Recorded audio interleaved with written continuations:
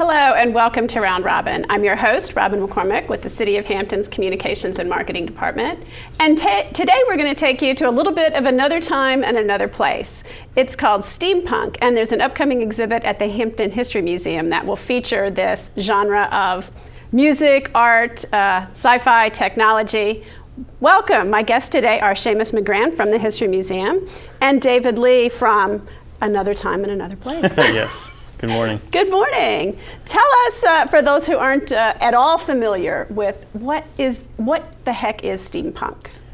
Well, I think it's part of the appeal and the fun of steampunk is trying to wrap your head around the vast expanses of the limitless possibilities of what it could be. So you get to define it as you go, right? Yes, okay. and it really encourages individualism. So in your process of defining steampunk, you really invent your own steampunk. And so there's a few guidelines, I guess, to kind of root you in the basis of this subgenre of science fiction, and that's imagining the 19th century, not limiting to that time frame, but imagining that aesthetic.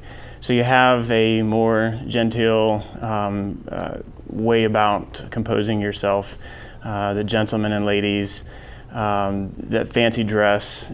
Gentlemen typically would be in slacks and a waistcoat with a top hat as a basis. Spats, I see you're wearing spats. Spats are awesome. But it's not limited to that. You can have multiculturalism in steampunk. You could be India or Indian, Native American. You could be Russian, Chinese, whatever. It's really up to your imagination. But it helps provide a basis for the look and feel of it. And as far as the science and technology of it, you typically have steam-powered devices. It's not limited to that, but if your science and technology of your engine or your power source is well beyond steam-powered, it still should look like somebody who makes steam engines invented that. It could have gone in that direction. Correct. So the original origin of steampunk, I've sort of heard, is along the lines of Jules Verne or H.G. Wells, maybe.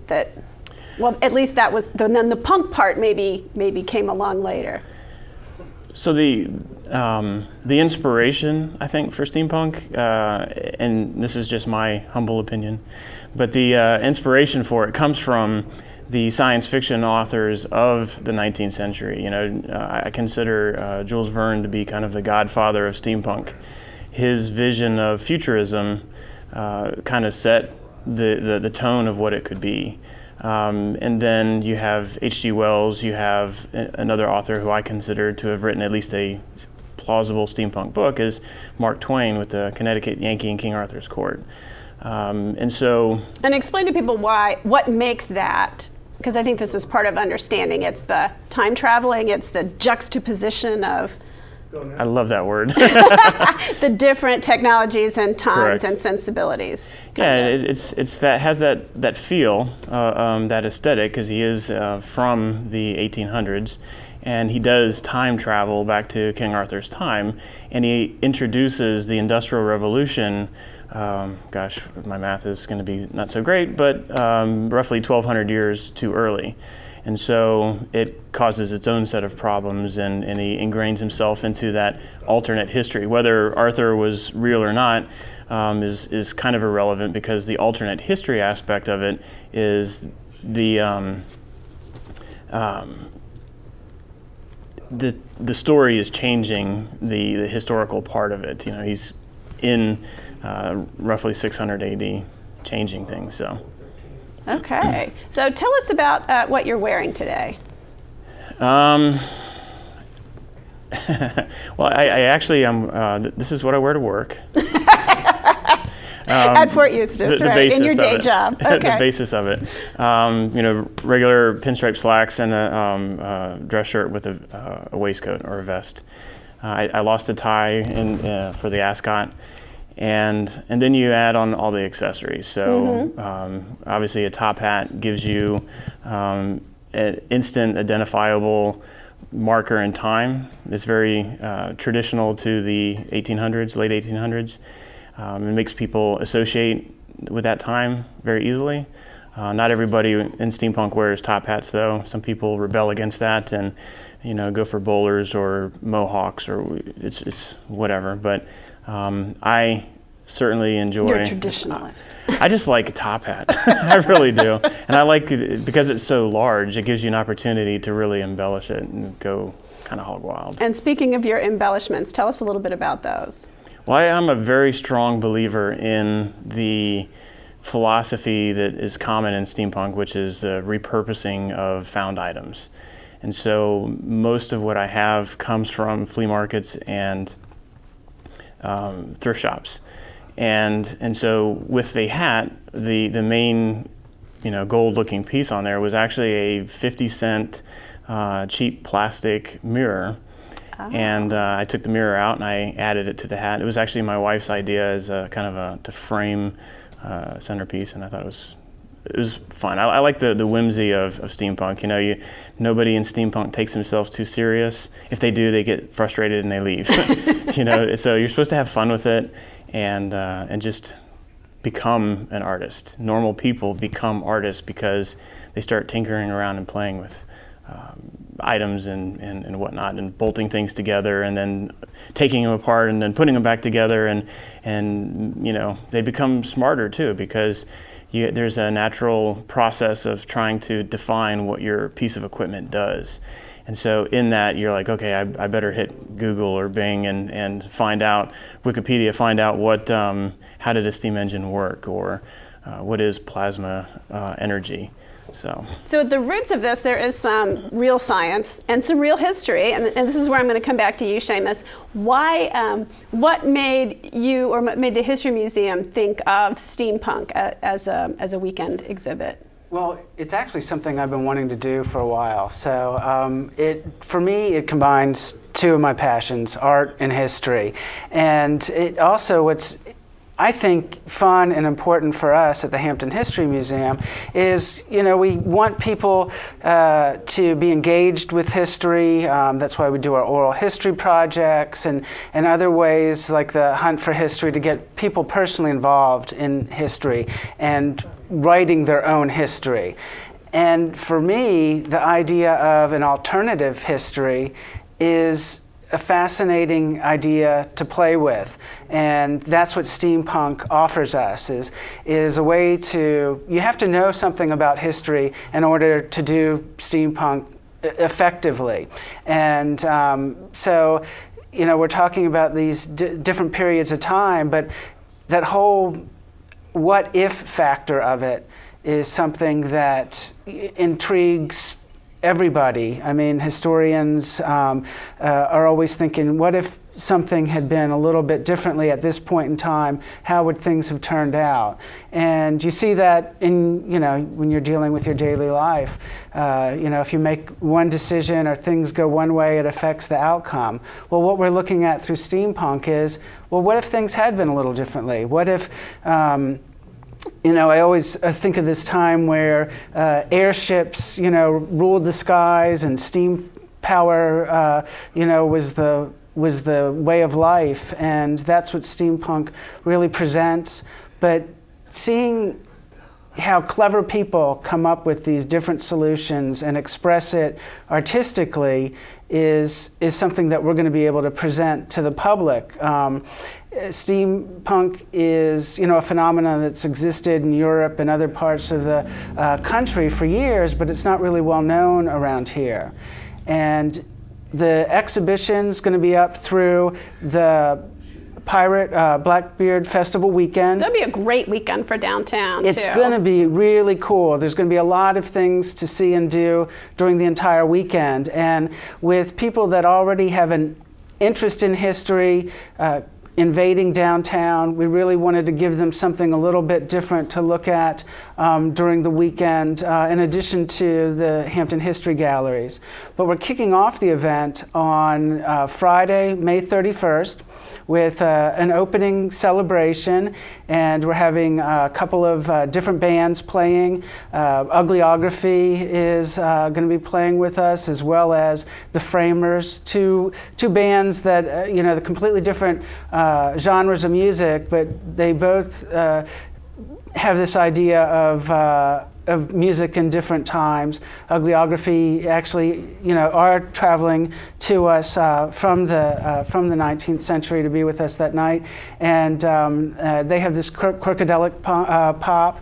And then the Framers, it's kind of a retro country sound that you'll be hearing. But we're also going to be having belly dancing from Wicked Hips. So there's going to be some exotic aspects of the evening, as well as some sideshow performers, a strongman, and there's going to be a special barbershop duet that David's going to be performing in. But that's the night that really kicks it off, and so we're encouraging people to come as pirates, come in steampunk, or whatever way you want to present yourself, or like this is completely fine.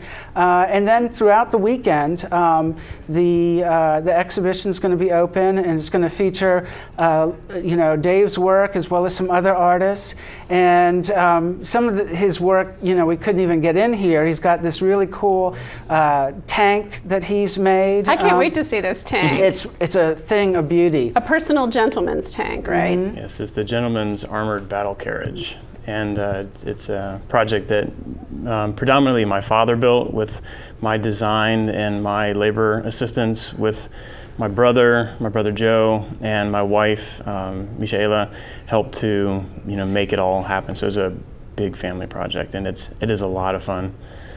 And what's really amazing about the tank, or really anything steampunk, and it's one of the things I really like about it, is the meticulous craftsmanship. I mean, there's a lot of details, as you can see, so you can really spend a lot of time just looking at these items and really marveling at the thought and imagination that went into it. But also, there's always that tie to history, and that that what if factor of it. But this the tank's amazing, but also other aspects of science fiction. Dave has made a steam-powered Dalek, which is from the Doctor Who program that people who are interested in science fiction would recognize. See, this is so cool, because what it is sort of like is it builds on the people who do the military reenactments or the Renaissance fairs. I mean, you take a different period in time, but they sort of relive what actually happened, and you guys get to imagine and make up your own rules and think about what if there was a different path. True, absolutely. I bet that's a lot more fun. It is, because I do medieval reenactment, and that is a lot of fun, but I do certainly enjoy the freedom that comes along with steampunk a little bit more, because I don't have to be necessarily authentic. I make up my own authenticity. Right, you're still authentic, it's just not to anyone else's sensibility, maybe. As long as you can make up an entertaining story to go with it, why it works, it works. Now tell me about this element, in fact, that is essential to steampunk. Yes, there was an author, I couldn't say who, because I don't recall, but there was an author at some point in time in, I think, the 70s or 80s, who invented a new element called bolognium.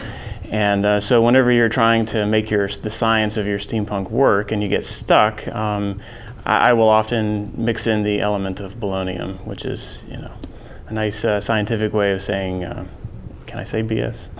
Well, fictional. We'll just say fictional. So tell me about your backpack. Trickery. What does that do? Well, the backpack is a steam-like engine that powers my suit.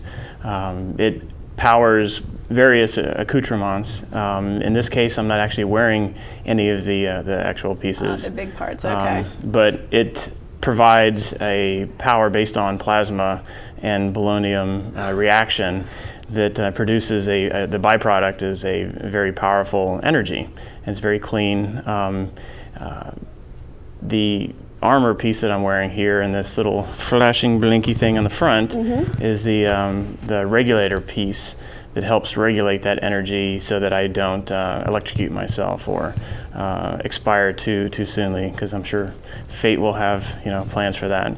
But you could plug in various accoutrements, robotic arms or any number of things, helmets, if you're going to fly around the stratosphere, up in the ether, you need to have good power source. So we will see some of these imagined inventions at the exhibit. Right. That should be a lot of fun. It is a very, kind of sciencey, techy sort of thing, more than I realized.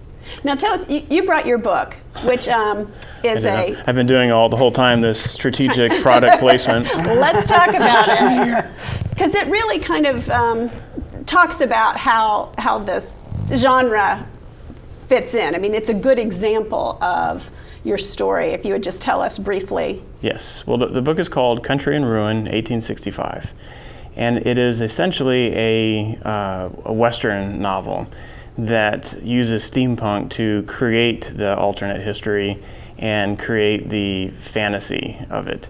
And so I kind of focus on Irish immigrants, that the O'Sullivan brothers, and their journey through the American Wild West. They end up in Kansas during the point of history that most people don't ever think about. It's called Bleeding Kansas.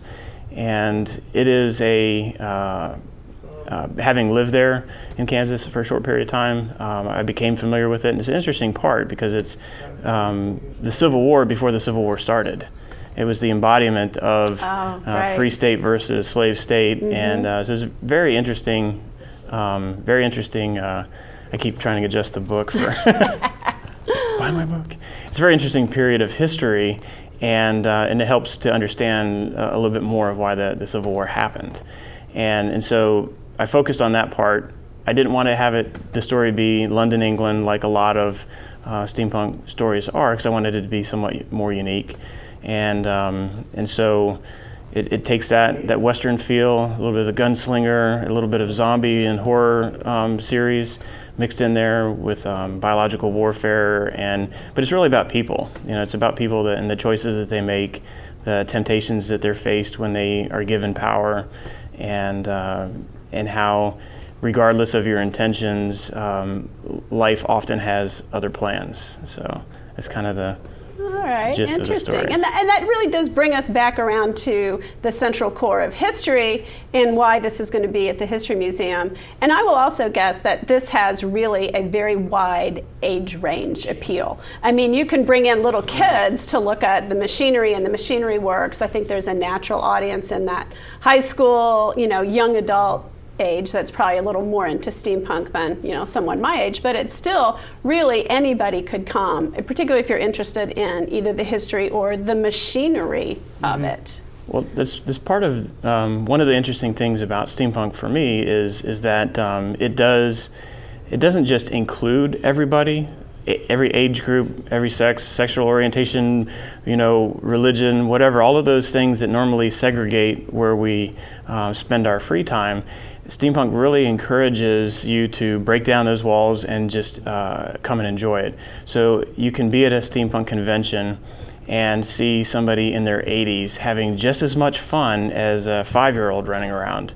And it really does encourage a lot of family interaction, possibly because of the DIY aspect. You want to get in and start building something. Right, like you and your dad and your brothers. Absolutely. You're not reenacting 1872.